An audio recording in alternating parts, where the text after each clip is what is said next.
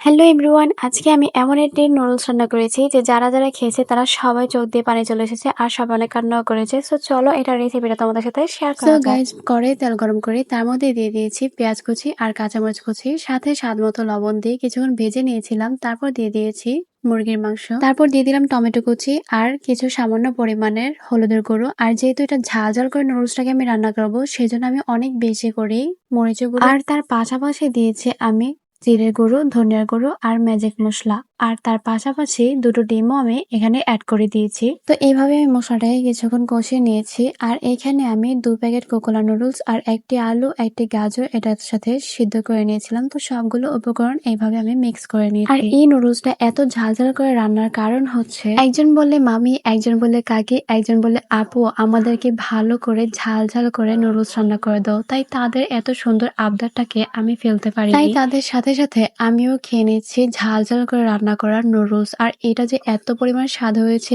একদিক দিয়ে চোখের পানি আসছে, একদিক দিয়ে ভালোই। আর ভিডিওটি কেমন হয়েছে কমেন্টে জানিয়ে যাবেন।